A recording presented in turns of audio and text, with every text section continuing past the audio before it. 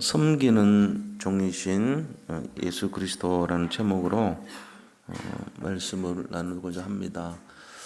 우리가 예수님 하면은 이제 십자가와 부활을 떠오르게 되죠. 그것처럼 예수님께서는 우리를 위해서 십자가에 매달려서 죽기까지 우리를 사랑하셨다는 것을 알 수 있습니다.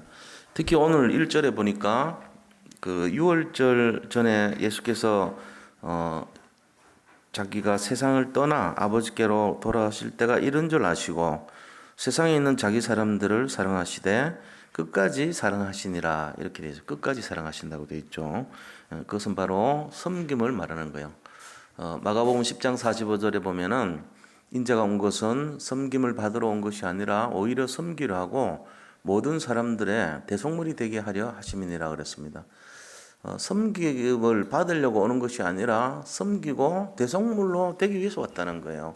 그러니까 우리가 이런 원리를 안다면 예수님은 우리를 끝까지 사랑하셨구나, 무한히 사랑하시는구나, 이제 이걸 알죠. 저는 이제 이번 주일이 이제 어린이 주간 아닙니까? 어린이 이 렘넌트들은요, 심은 대로 거둬요. 우리가 뭘 심는가에 따라서 그대로 거둬들이죠. 이 아이들한테 복음 심어주면은 복음의 열매가 나게 돼 있고, 율법 심어주면 율법 열매 맺히게 돼 있는 거예요. 신비를 심어주면 아이들은 신비적인 거 생각할 수밖에 없죠. 본 것이 그 다니까. 마찬가지입니다. 연세 많은 어른들에게도 우리가 섬김을 보여주면은 그 어른들이 섬김을 알아요. 섬김을 우리가 해야죠. 왜냐하면 연약하잖아요. 힘이 없잖아요. 힘없는 어른들 보고 우리가 뭘 요구를 하면 안 되죠. 어린애들 힘이 없잖아요, 아직.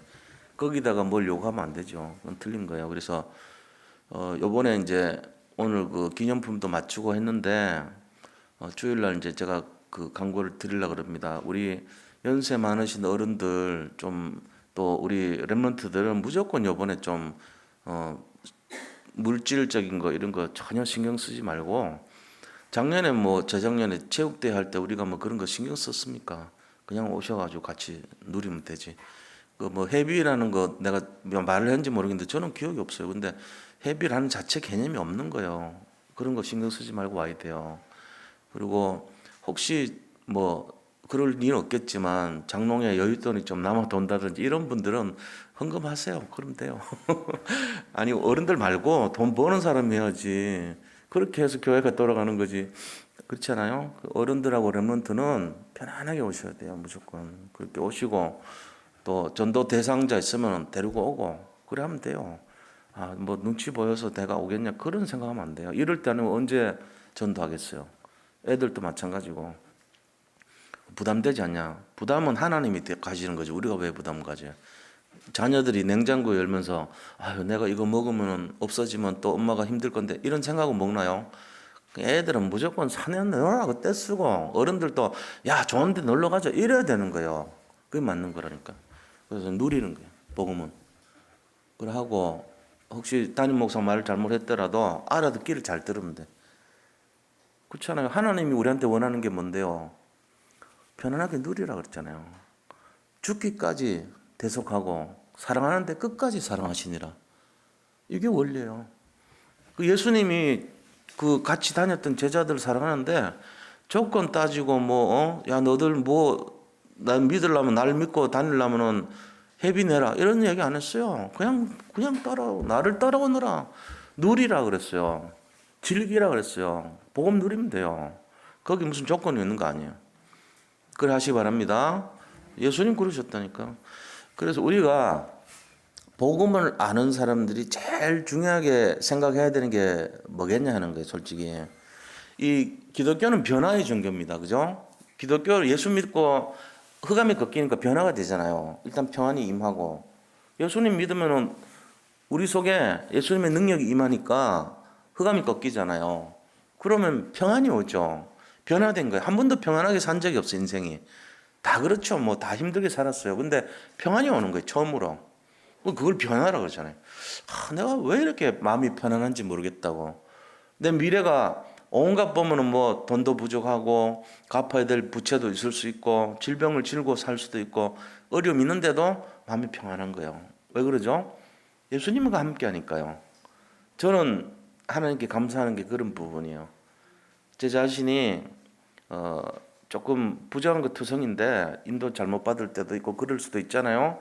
근데 딱 하나가 뭐냐면은 예수님께서 나와 항상 함께 한다는 사실을 한 번도 잊어본 적이 없어요. 진짜요. 솔직히 말해서 그게 딱 잊어버리는 순간 나는 잠을 못 자고 걱정을 24시간 해야 되고 그럴지도 몰랐어요. 옛날부터. 어릴 때부터 우리 부모님들이 걱정 고민했던 것이 늘 여러 가지 어려움 있잖아요. 우리 어머니는 늘 건강 신경 썼고 신경성 뭐 이러고 우리 가정 속에는 늘 물질이 부족해가지고 맨날 힘들게 살고 다 그랬어요. 그 시대에. 우리만 그런 게 아니고 다 비슷해요. 그리고 형제들도 보면은 뭐 이렇게 넉넉한 그런 사람이 없잖아요. 다들 힘든 가운데 살고 그런 기억밖에 없단 말이에요. 근데 예수님 만나고 나니까 너무 평안한 거예요. 자유케 되고 내가 미래에 가진 것도 없었는데도 아무런 걱정이 안 되는 거죠. 걸려있는 문제가 막 산더미 같은 문제가 있는데도 평안한 거예요. 이게 시작이란 말이에요. 이게 그동안은 막 고난 속에 고생길이고 막 너무 힘들었는데 진짜 예수를 딱 만나고 그리스도를 만나고 나서부터 오는 것이 막연한 것 같지만 그게 아니고 구체적으로 평안이 임하는 거예요. 우리가 이걸 가지고 예수님이 주시는 평안이라 그래요. 자, 그러면은 우리가 예수님한테 빚진 게 있는데 그게 뭐냐? 예수님 우리를 끝까지 뭐 한다고요? 사랑하시니라. 예수님의 사랑에 빚진 자들이 우리는. 그러니까 예수님께서 우리의 모든 짐을 다 지고 가셨기 때문에 우리는 평안을 누리는 거예요. 우리가 채찍에 예수님이 채찍에 맞음으로 우리가 나음을 입듯이 예수님이 끝까지 사랑하셨기 때문에 내 짐을 다 맡길 수 있는 거예요. 그래서 신앙생활에 있어가지고 굉장히 중요한 포인트가 뭐냐면은 사랑입니다. 잊어버리면 안 돼요. 가족도 사랑해야 되고 자녀도 끝까지 사랑해야 되고 우리가 양육하는 사람들도 끝까지 사랑해야 됩니다. 사랑의 공동체가 안 되고 진짜 전도라는 게 알고 보면 사랑에서 시작돼요. 남들에 대한 영혼을 관심을 가진다? 요즘 우울증 시대라 그러잖아요. 안 그래도 오늘 그 전도지 하나 받았는데 그 최진용 목사님이 그거를 지역에다 만장을 뿌렸다 그러더라고. 뿌렸다는 게 어디 이렇게 가서 볼 때마다 벽에 붙이고 전하고 해놨더니 연락이 오는데 효과가 있대요 지금. 그 우리도 그 뭐 찌라시 만장해봐야 얼마 안 되거든.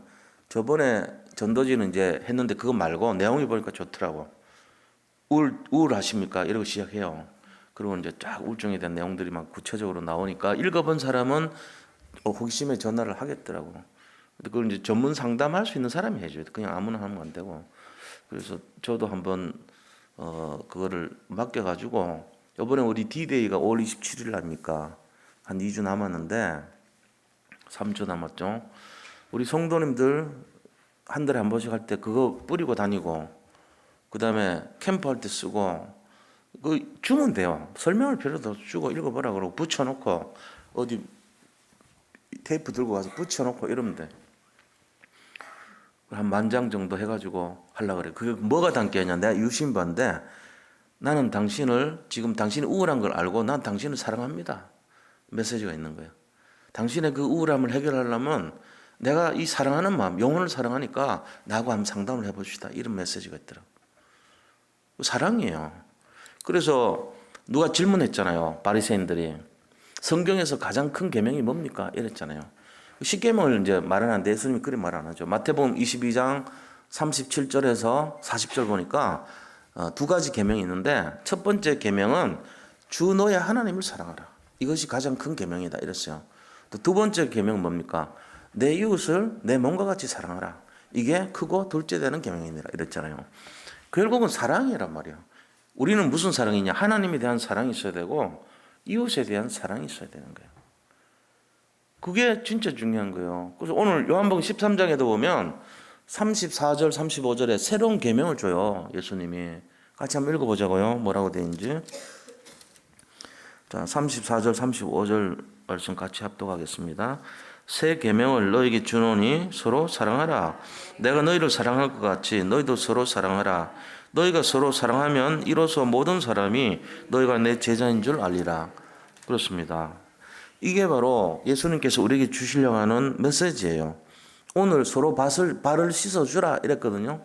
발 씻어주래요. 근데 이제 발 씻어주라는 말이 뭐 그리 감동돼요. 요새는 안 그런데 옛날에는 목욕탕 가면 저는 이제 때를 밀으라 그러거든. 좀 미안하긴 해요. 좀 덩치가 커서. 때 밀면은 감동이 별로 안 와. 뭐 그 사람 내 발 씻어주는데 때 미는 세신사가 씻어주는 거니까 돈 주니까 쉽겠지. 뭐 당연하잖아요. 근데 그 감동 말고 예수님이 씻어줬단 말이죠. 예수님이 발 씻어주니까 감동이 큰 거 아닙니까? 왜 씻어줘요? 서로 사랑하라. 내가 너희를 사랑한 것 같이 너희도 서로 사랑하라. 이 얘기가 왜 나왔을까요? 제자들이요 막 싸움질한 거예요. 누가 서로 크냐 이러면서 요 앞에 천국이 가면은 아니고 천국이 아니고 이 세상에서 예수님께서 이제 예루살렘 입성했잖아요. 나귀 타고. 이제 왕이 되면은 야 내가 한 자리 해야 되겠다. 내가 우의정하고 좌의정해야지. 이런 마음으로 싸운 거예요. 육신적인 거로. 그러니까 예수님 그걸 유심히 보고 있다가 얘들이 3년 따라다녔는데도 이거 안 바뀌었구나. 그러면서 하는 메시지예요. 오늘 이 메시지가 뭐죠? 오늘 이 메시지가 최후의 만찬 메시지입니다. 성목요일 날 일어났다. 최후의 만찬 메시지에서 예수님이 하신 내용이란 말이에요. 근데 내용이 뭐죠? 서로 사랑하라. 이 사랑하고 연결되는 게 뭡니까? 전도입니다. 구원과 전도가 사랑이에요. 잘 아셔야 돼요. 구원은 뭐죠? 하나님을 사랑하는 것이 구원이에요. 전도는요, 내 이웃을 내 몸과 같이 사랑하는 것이 전도입니다. 그러니까 사랑 속에 들어가 있는 것이 구원과 전도가 들어가 있는 거예요. 세계복음화, 지극히 큰 사랑 속에 진행돼요. 세계복음화 아무나 하는 거 아니에요. 정말로 사랑의 마음이 있어야지 가능한 겁니다. 하나님 사랑하고 이웃 사랑하지 않으면 세계복음화 못합니다.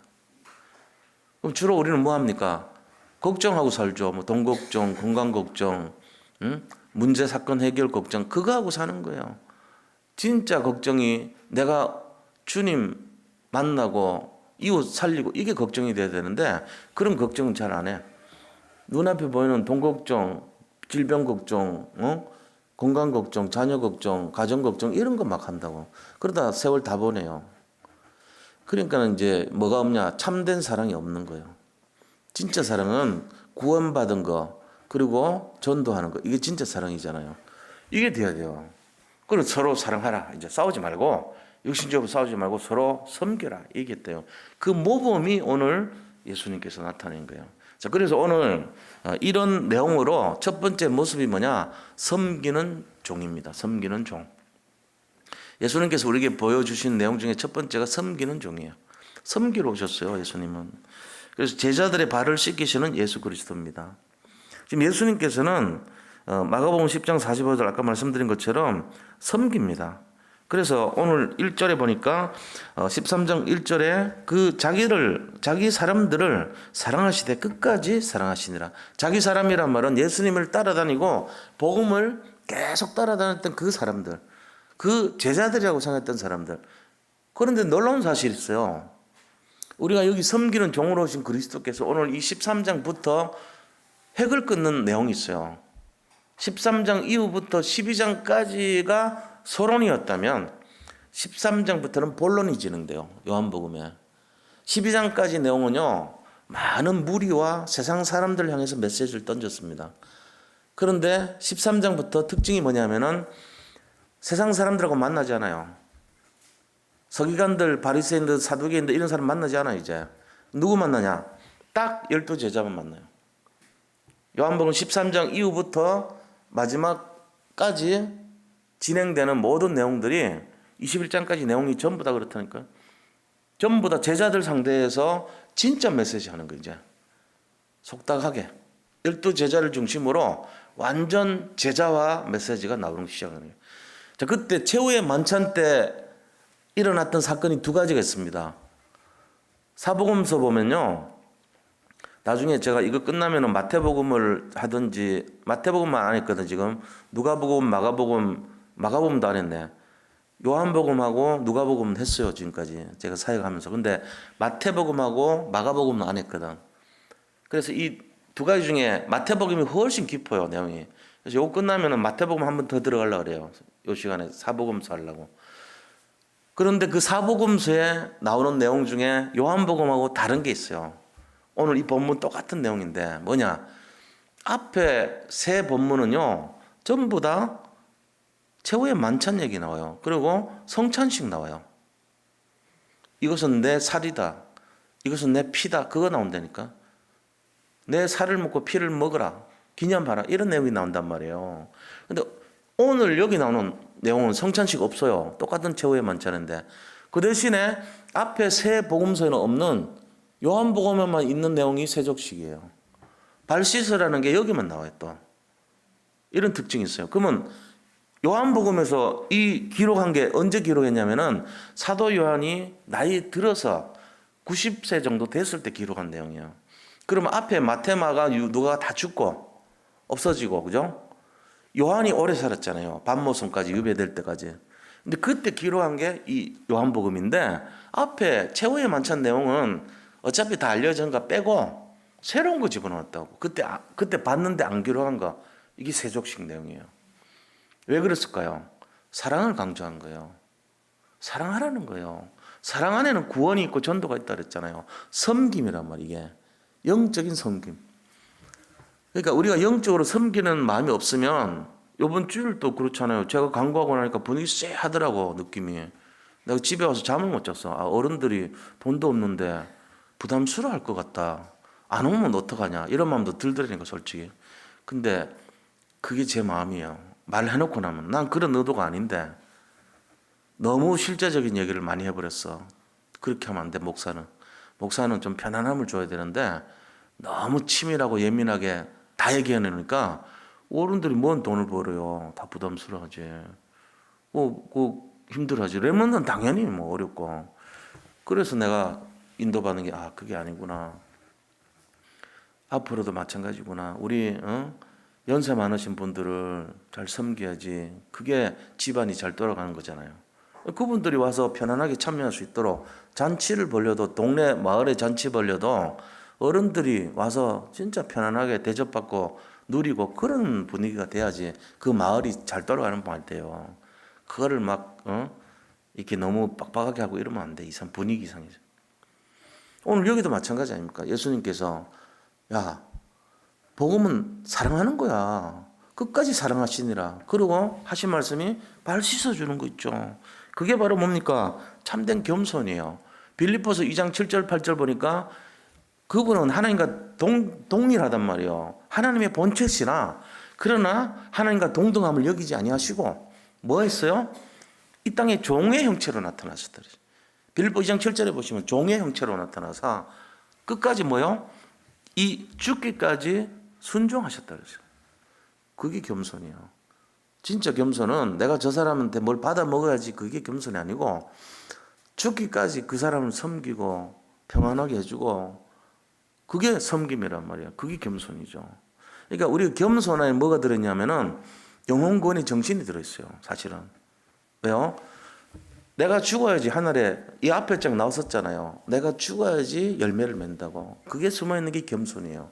그게 십자가의 실천이었고 우리도 똑같이 그걸 배워야 되거든요. 그렇잖아요. 그 뭐 교회가 뭐 남기는 그런 거 아니잖아요. 교회는 편안한 공동체예요. 교회 와가지고 사람들이 은혜 받아야 되죠, 그죠? 교회 와가지고 부담 느끼고 교회 와가지고 헌신을 강요당하고 열등 그래 되면은 은혜가 안 된단 말이에요.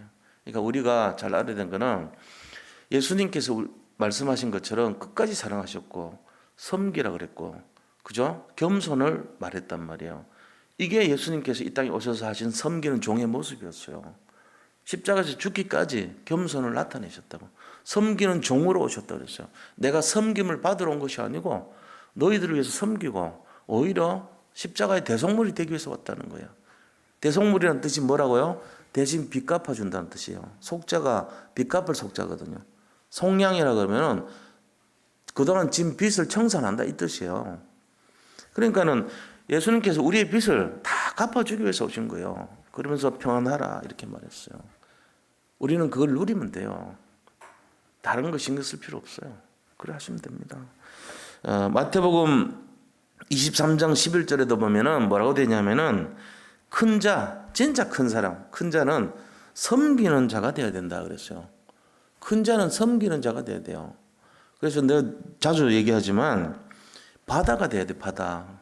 산이 되고 높은 데 올라가면요 아무도 사람들이 오지 않습니다. 그런데 바다같이 낮아지면요 세상의 모든 물줄기가 그걸로 다 모입니다. 편안하게 모여요. 그래서 큰 대양을 이루는 거예요. 지구상에 있는 이 강들은요 강하고 호수 다 합치면 1%밖에 안 된대요. 99% 물은 바다예요. 그 1% 물의 내용을 가지고 우리가 물의 단주를 알면 안 되죠. 그 물들은 전부 어디를 향합니까? 바다를 향해서 갑니다. 바다의 깊이를 향해서 모든 물들이 다 모여듭니다. 편안하게. 우리는 밤에 잠을 자고 있지만 그 물들은 바다를 향해서 계속 내려가고 있습니다. 그리고 다시 증발이 돼서 다시 육지에 물을 공급해주고 또 그 물은 또 바다를 향해서 가요. 백록당 위로 안 간다니까요. 저 천지에 있는 연못 그 물로 안 가요. 그 물은 진짜 얼마 안 돼요. 그 물은 증발돼서 떨어지는 빗물밖에 안 되지 세상의 물은 글로 안 가요. 세상 물은 전부 바다로 갑니다. 마찬가지입니다. 섬기는 종이 되면은 그 섬기는 자의 마음으로 몰려들게 됐습니다. 우리 교회가 사람을 진짜 살리고 정말로 치유하고 그들을 회복시켜서 하나님의 나라가 그 심령에 임하도록 하려면은 제일 중요한 것이 사랑이라고 했습니다. 사랑은 섬김이고 사랑은 낮은 자고 사랑은 바다와 같은 마음이에요. 이걸 알아야 돼요. 그래서 주장을 너무 강하게 한다든지 율법이 강하든지 이러면은 모이지 않습니다. 그래서 우리 교회가 이제 앞으로 좀 평안하게 인도받으려면 그런 쪽이란 말이에요. 마음을 그렇게 해야 돼요. 서로가 서로를 섬기는 마음. 그게 사랑의 마음이고 그게 전도의 마음이에요. 사실은. 전도하는 거는 사실 어떻게 보면은 잘못하면 방법 되잖아요. 근데 그 방법이 그리스도가 방법이라고 그랬거든요. 다른 게 방법 되면 안 돼. 근데 그리스도가 어떤 방법입니까? 섬기는 종이 방법이에요. 예수님께서 이 땅에 오신 방법이 사랑하는 거예요. 섬기고. 사랑은 다른 말로 겸손이에요. 겸손이 전도예요. 이게 연결이 돼야 돼요. 그래야지 사람들이 여기서 답을 얻는 거예요. 우리가 지금 구원의 길을 하고 막 이렇게 뭔가 전달하는데 근본적으로 이 사랑과 섬김과 전도라는 영혼에 대한 사랑의 마음이 없이 하면요 아무런 역사가 안 일어납니다. 어쩌면은 흉내만 내는 모습하고 똑같아요. 경건의 모습은 있지만 경건의 능력이 나타나지 않습니다. 우리가 그런 식으로 할 때 사람이 치유되지 않습니다. 그런 식으로 할 때 흑암이 꺾이지 않습니다. 왜요? 거기에는 사랑이라고 하는 강력한 무기가 없기 때문에 그래요. 거기에는 섬김과 영혼에 대한 배려라고 하는 것이 없기 때문에 사람들이 별로 관심을 갖지 않습니다. 우리가 심령이 열려야 되잖아요. 심령이 사람들이 뭘 찾고 있겠어요? 갈급하거든요. 물을 찾아다녀요. 영원히 목마르지 않은 생수를 찾고 있는데 생수를 공급할 때 우리가 평안함으로 공급해 줘야 돼요. 그게 섬기는 종의 내용이란 말이에요. 그래서 결과적으로는 뭘로 사람들이 구원을 받냐? 보혈의 능력으로 구원받습니다. 예수님의 희생의 공로로 이어진 보혈, 그 보혈의 능력으로 구원받는 거예요. 그래서 보혈로 제사함을 받는 거예요. 세상에 살면서 얼마나 여러 가지 우리가 눌립니까? 마음속에 죄의식을 많이 느낍니다. 사실은 우리 인생들이 전부 다 내가 죄를 졌구나, 내가 말씀에 비춰보니까 잘 안 되는구나 이런 거 많이 느끼고 살아요. 대부분이 우울하게 살아요. 어떻게 보면 자신감도 없고 뭐 내세울 것도 없는 인생이라고 자기 인생을 볼 때 다 그래 삽니다. 그런데 그거를 치유할 수 있는 진짜 치료의 내용이 뭐냐? 예수님의 보혈입니다. 그걸로 치료받는 거예요. 그러니까 우리가 잘나갖고 치료받는 게 아니에요. 목사가 말 잘해서 치료받는 게 아니에요. 전도자가 가서 새치 혀로 잘 구슬려 가지고 치유받는 게 아니라니까요. 그리스도의 보혈의 능력이 나타나야 치료가 돼요. 이거를 전달해 줘야 돼요. 겸손한 마음으로. 그걸 얻을 때 우리는 진짜 참된 평안을 얻는단 말이에요. 그래서 이 보혈의 능력으로 제사함을 받는 것 자체를 가지고 뭐라 그러냐? 참된 섬김이라 그럽니다. 그게 히브리서 9장에 보면은 나와요. 제사함에 대한 것이 히브리서 9장 14절에 나와요. 죄를 사하는 것 그리스도의 보혈의 능력으로 됐다는 게 나온다니까요. 거기에. 자, 그래서 여기 이상한 소리 하잖아요. 이 바울이 베드로가요. 내 발을 절대로 씻지 못하시리다. 이렇게 말해요. 내 발은 안 씻어도 됩니다. 예수님이 좀 수고하고 힘들까봐 베드로가 이제 자기 나름대로 배려한다고 말했겠죠. 그러니까는 예수님이 뭐라 그러냐면은, 내가 너를 씻어주지 않으면은 네가 나와 상관이 없느니라 이랬어요. 그러니까 또 베드로가 이 말에 또 순종한다고 그러면 다 씻어주세요. 이래 얘기했다고. 그러니까는 이미 너는 씻었기 때문에 발만 씻으면 된다. 이래 얘기해요.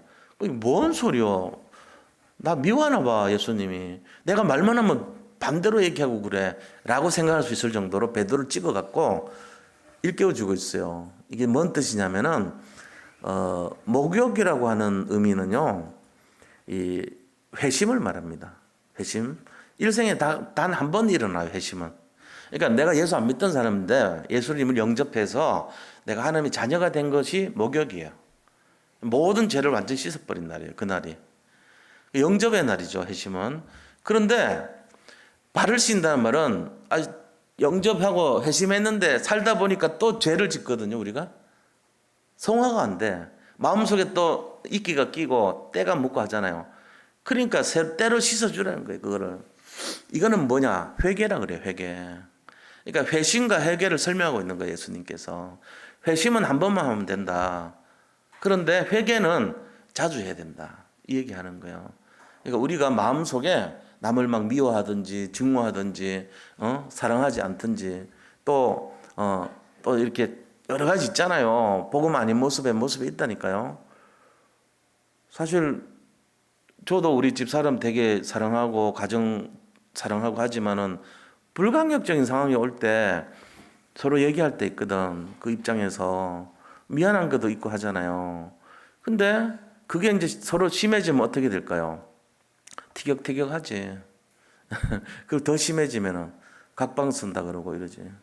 더 심해지면은 출가를 하는 게 아니고 가출을 해버리지. 그 다음에는 어떻게 될까요? 뭐 이혼하고 서로 등 돌리고 이래 사는 거지 뭐. 그러니까 이래 되면 안 된다는 거예요. 그럼 어떻게 되죠? 진짜 서로 용납해주고 이해해줘야 되는 거예요. 상대방이 가능하면 나쁜 얘기 하겠어요? 가능하면 덮고 가리고 안 좋은 거는 안 하려고 자기가 혼자 이겨내려고 하는 상황이죠. 그런 상황들이에요. 저는 그래 봐요. 우리 여기 계신 분들도 마찬가지일 거예요. 자기 나름대로 어떤 책임을 혼자 져보려고 하는 경우가 대부분이란 말이에요. 우리 형들도 보니까 그렇더라고. 자기가 혼자 책임져보려고 견디다 안 되니까는 또 어려움 당하고 이런 경우도 있더라고. 그래서 내가 그런 걸 보면서 오죽하면은 서로가 그랬겠나 이런 마음 드는 거예요. 여기 계신 우리 성도님들 제가 말씀드립니다. 이 회개라는 거하고 회심이 있는데 회심 받은 사람은요 걱정할 거 없습니다. 어떤 일이 있더라도 그리스도가 다 이끌어 가십니다. 그렇잖아요? 그러나 우리 자신들이 회개의 영을 갖고 있어야 돼요. 그래서 성화가 돼야 되는 거예요. 깨끗하게 씻어서. 우리가 뭐 완전합니까? 늘 부족한 거 투성이죠. 근데 그거를 가지고 정죄하고 판단하는 식으로 사람을 계속 힘들게 하면은 율법이 되는 거예요, 그게. 근데 예수님께서는 그때까지도 뭐라고 얘기했습니까? 서로 사랑하라 그래요. 계속. 사랑의 이 내용을 가지고 복음으로 해석하지 않으면요. 우리도 똑같이 불신자같이 되는 거예요. 그때 뭐가 틈타냐면은 흑암이 틈타버립니다. 이걸 잘 이해를 하셔야 됩니다. 가정과 자녀를 지키는 비밀, 또 부부 간에 서로 또 어떤 친구나 이웃 또 교회 안의 성도 간에도 이 배려심이 있어야 돼요. 상대방이 갖고 있는 내용들이 다 어렵다고 보시면 맞아요. 나는 일방적으로 하면 왜 저 사람 저러냐 말이지. 왜 저러냐 말이지. 이렇게 해버리면 이게 안 되는 거예요. 나름대로 다 어려운 가운데 지금 복음을 지키려고 예수를 믿어보려고 끝까지 그렇게 가고 있는 거예요. 그러니까 그거를 서로 이해해 줘야 돼요, 서로. 이 내용으로 우리가 보면 두 번째는 그럼 뭐냐?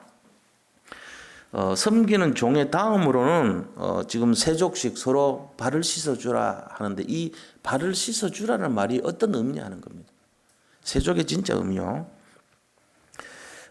이 세족식이라고 하는 거는 이스라엘 사람들은요 정결례가 있어요. 정결례가 전결 예식이 있다고요.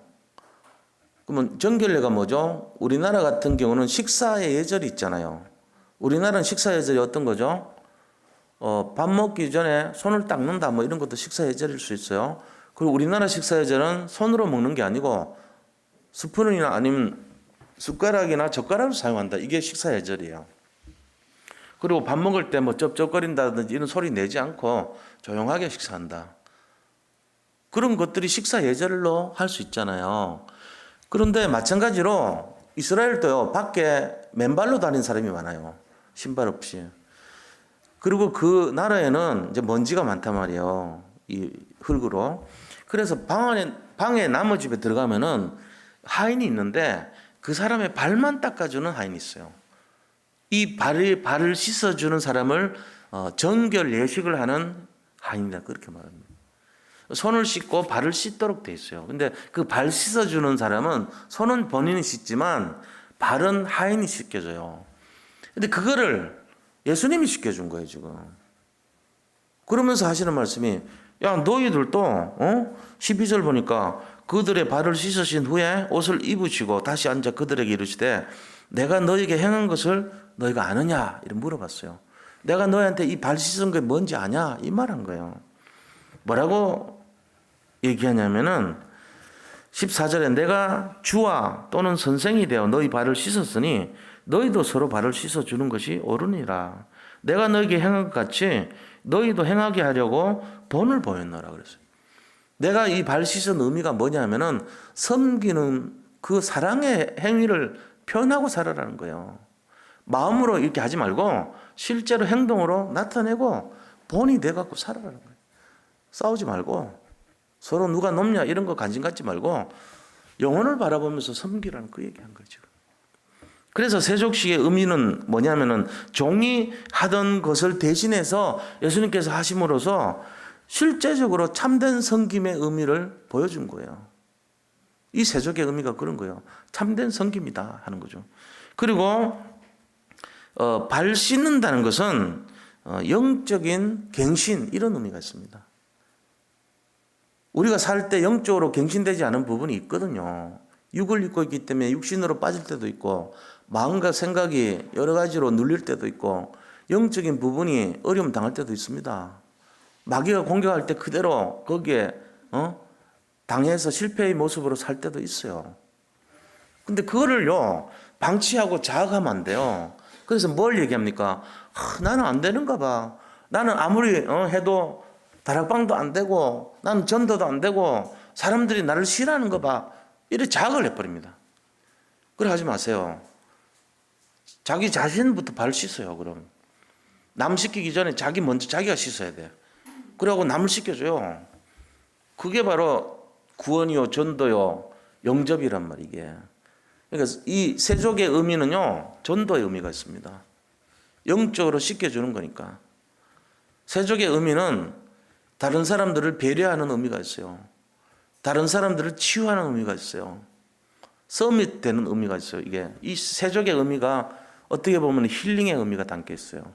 그래서 그 사람을 어떻게 합니까? 치유시켜가지고 힘을 주고 그 사람이 용기를 얻고 세상에 나가서 당당하게 살 수 있도록 준비하게 만들고 일으키게 만들고 이게 바로 치유 스쿨, 힐링 스쿨의 그런 의미를 볼 수 있다는 게 세족의 의미가. 세상 사람들은 세족 그러면은 착한 일 하고 섬겨주고 배려해주고 이런 정도 수준이지만 우리는 거기서 뭐를 봐야 되냐면은 전도의 의미, 영혼 구원의 의미까지 부여를 해줘야 됩니다. 세족의 의미가 그런 겁니다. 그래서 이 사람을 깨끗하게 씻는 것이 바로 뭡니까? 영접 운동하는 거예요. 양육 운동하는 거예요. 말씀 운동하는 거예요. 다락방 운동하는 거예요. 이 다락방이 일종의 세족식이에요. 우리가 가서 눈을 열어주고 발을 씻겨주는 거란 말이에요. 어린 아이들이 발이 지저분해가지고 세상에서 묻어 있는 그거를 데려와가지고 목욕시키는 거는 이미 됐으니까 목욕은 다 끝났으니까 아까 낮에 목욕했는데 또 왜 발 버렸냐고 발 씻어주는 거예요. 다시. 그게 다락방 아닙니까? 말하자면은 그게 새롭게 힘주고 말씀으로 치료해 주는 거 아닙니까? 그런 운동이라면 이 세족의 진짜 의미가 그거예요. 그러면서 예수님께서 왜 이랬냐? 세 번째, 제자들의 모습을 보고 예수님이 이런 마음을 가졌던 거예요. 제자들이 누가복음 22장 24절에 보니까 서로 높아지려고 막 싸움질하고 다퉜거든요. 그거 보면서 예수님께서 이런 서로 사랑하라, 끝까지 사랑하고 섬기라, 그러면서 발을 씻어주라, 이런 말씀하신 거예요. 또 하나 이유가 있어요. 왜 이런 말씀하셨는지 2절에 보세요. 2절 때문에 그런 거예요. 13장 2절 보세요. 거기 보면은 마귀가 벌써 시몬의 아들 가롯 유다의 마음에 예수를 팔려는 생각을 넣었더라 그랬어요. 예수를 팔라고 유다의 마음속에다가 마귀가 이 영적인 영향을 끼쳤다는 얘기잖아요. 그러니까 이 마귀에게 잡힌 가롯 유다를 하나님께서 보시고 그것 때문에 발을 씻어준 거예요. 너들 남들 이용해서 돈 벌고 은 30냥에 나를 팔고 제자라고 하는 것이 돌아다니면서 3년 동안이나 제자 노릇한 것이 스승을 배신하고 돈을 바라보고 육신에 빠져있고 이런 거 하지 말고 발 씻어주라는 거예요. 그거 보면서 메시지 하신 거예요. 예수님께서. 자, 우리가 이런 내용들 또 보니까 10절에 보니까 뭐라고 했어요? 10절에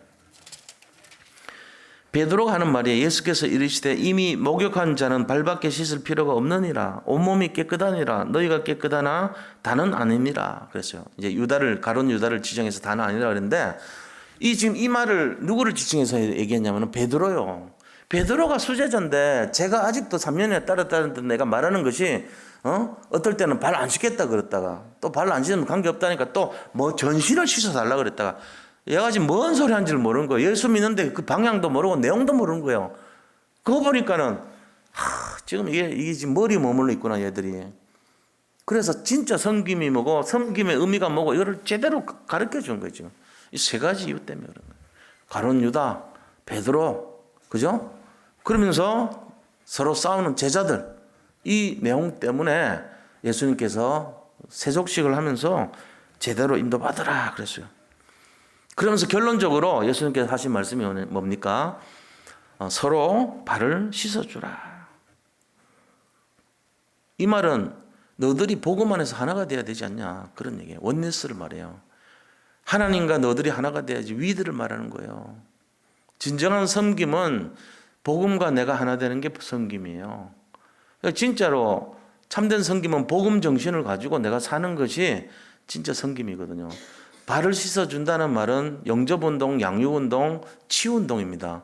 그럼 그거를 실천한다는 말은 결국은 그리스도와 내가 하나가 되고 하나님의 나라와 내가 하나가 되고 성령과 하나가 됐을 때 실제적으로 내 마음속에서 일어나는 사랑의 표현이 영접운동, 말씀운동, 치유운동이란 말이에요. 그걸 하라는 거예요. 그래서 너희는 서로 발을 씻겨주라. 서로 싸우지 말고 하나가 되라. 그렇게 말한 거예요. 그렇게 하면서 진실한 삶, 겸손한 삶을 말하고 아울러서 복음 정신으로 본론 인생을 살아라는 거예요. 싸움질해서 높은 자리 차지하는 그것이 아니라 그 서론이라는 거죠. 그런 명예를 추구하는 것이 아니라 사람을 살리는 운동을 하라는 거예요. 이런 메시지가 있는 거예요. 그러면서 예수님께서 내가 너에게 보여준 것처럼 너희도 다른 사람들을 씻겨줘라. 이렇게 말합니다. 예수님께서 사람들을 살렸잖아요. 살리는 운동을 한 거예요. 지금 세상 사람들이 얼마나 힘든 사람들 많습니까? 갈급한 사람들 많아요. 영혼력이 다 어렵고 힘든 분들 많아요. 그분들을 진짜로 돕는 길이 뭔가를 우리가 생각해 봐야 됩니다. 그게 뭐죠? 말씀운동, 생명운동, 치유운동이에요. 그게 섬기는 거고 세족운동이에요. 발 씻겨주는 거예요. 그게. 그래서 이 바탕에는 영혼을 사랑하는 마음이 깊이 숨어 있습니다. 여기 계신 성도님들, 저는 진심으로 그렇게 살고 싶습니다. 우리 모든 성도님들과 함께 서로 사랑하면서 섬기면서 예수님께서 우리에게 보여주었던 것처럼 말씀운동, 생명운동, 치유운동 하면서 그걸로 발을 씻듯이 우리의 영혼을 씻겨주면서 복음 안에 승리하는, 그게 제 소원이에요. 우리 모든 성도님들 함께 이 일을 위해서 같이 가서 일어나서 같이 갈 수 있는 그런 승리자들이 다 되시기 바랍니다. 그래서 우리가 참된 섬김, 참된 겸손, 그리고 본론 인생, 섬기는 삶, 이런 결론으로 우리 마음을 정리를 하시고 오늘 이 밤에 기도하면서 응답 받으시기 바랍니다. 자, 우리 그럼 함께 기도하는데